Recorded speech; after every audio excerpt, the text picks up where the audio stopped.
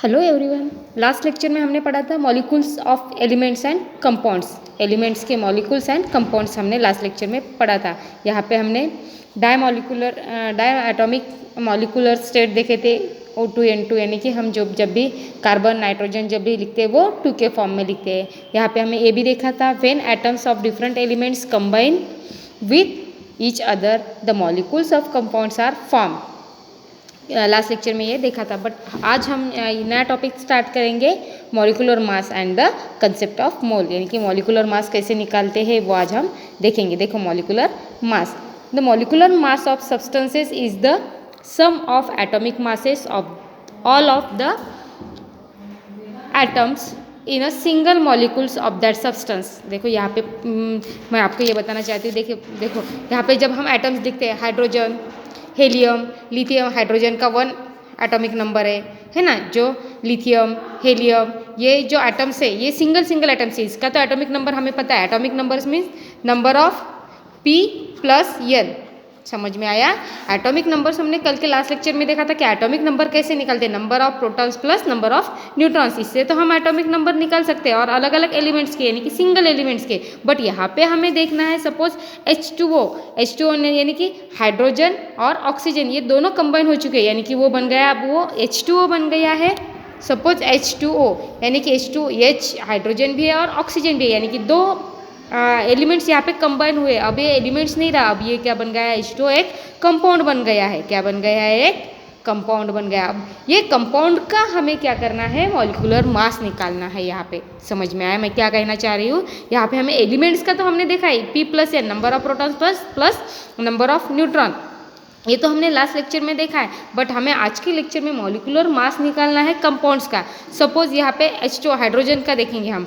पहले तो ये एग्जांपल लेंगे हाइड्रोजन का कैसे निकालते हैं, इससे पहले यहाँ पे जो थ्योरी दी गई है ये हम पढ़ते हैं। Okay, the molecular mass of substances is the sum means add करना है ना। The molecular mass of substances is the sum of atomic masses of all the atoms in a single molecules of that substances. यहाँ पे क्या बताया है, जो substances की जो मॉलिक्यूलर मास है वहाँ पे वो एटॉमिक मासेस में ऐड करके वहाँ पे सिंगल मॉलिक्यूल्स के एटॉमिक मासेस ऐड करने हैं।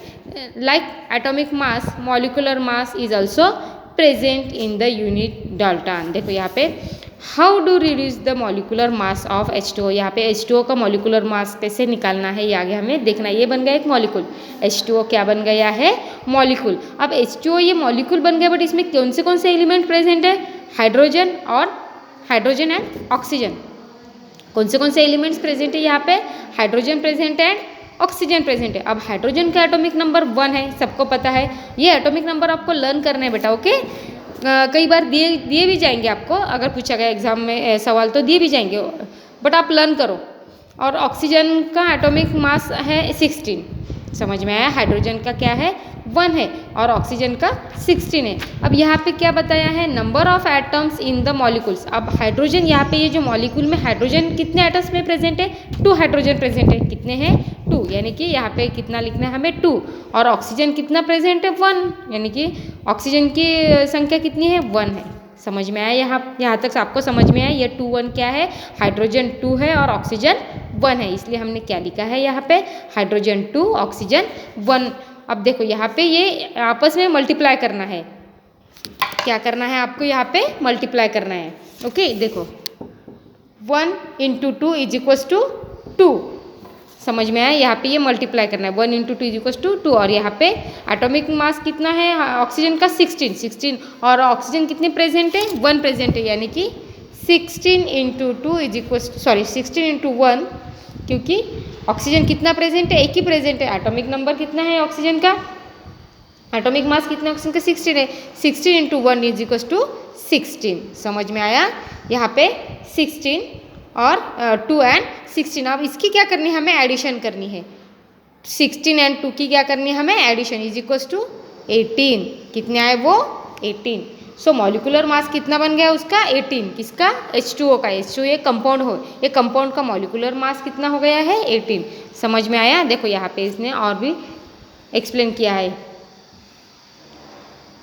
हाइड्रोजन का 1, ऑक्सीजन का एटॉमिक मास है 16, हाइड्रोजन की संख्या कितनी है 2 है, ऑक्सीजन की 1 है, यानी कि 1 × 2 is equal to 2 and 16 × 1 is equal to 16, 16 + 2 is equal to 18, यानी कि हाइड्रोजन मॉलिक्यूल का एटॉमिक मास हो गया है 18। यहाँ तक समझ में आया। देखो मॉलिक्यूलर मास का फार्मूला भी दिया गया है यहाँ पे, sum of constituent atomic masses molecular mass of H2 is equals to atomic mass of H into 2 plus atomic mass of O into 1। समझ में आया यहाँ तक। देखो आप यहाँ तक तो मैंने वीडियो लिया है, मैंने H2 का आपको मॉलिक्यूलर मास कैसा निकालना है ये तो बता दिया है, बट ये जो वीडियो इतना लिया है मैंने ये आपको एक्सप्लेन करके दे दिया। तो मैं आपको आज होमवर्क देना चाहती हूँ और आपके एफर्ट्स बनते कि आज ये होमवर्क आपको कंप्लीट करो। देखो यहाँ पे क्या बताया है, एटॉमिक मासेस दिए गए हैं, हाइड्रोजन, ऑक्सीजन, नाइट्रोजन, क्लोरीन का, पोटेशियम, सल्फर है ना, नाइट्रोजन और कितने के मैग्नीशियम, एल्यूमिनियम, ये जो एटॉमिक मासेस दिए गए इनके तौर पर आपको क्या निकालना है, इनका मॉलिक्यूलर फार्मूला यूज़ करके क्या निकालना है, मॉलिक्यूलर मास निकालना है। ओके, यहाँ पे देखो फार्मूले NaCl, MgCl, KNO3, H2O, AlCl। Okay, ये जो मॉलिक्यूलर फार्मूले दिए गए आपको यहाँ पे क्या निकालना है, उनके मॉलिक्यूलर मासेस निकालने हैं। ये कंपाउंड दिए गए, अब ये कंपाउंड के आपको मॉलिक्यूलर मास निकालना है, निकालने आएंगे। अगर इसमें आपको कुछ प्रॉब्लम रहा तो आप कल फिर से मुझे व्हाट्सएप पे पूछ सकते हो कि आप मुझे नहीं मिला, मुझे फार्मूला नहीं मिला, या कुछ आपको कुछ क्वायरीज होगी तो आप पूछ सकते हो बेटा, लेकिन आपको ये करना है। ओके, चलो बाय।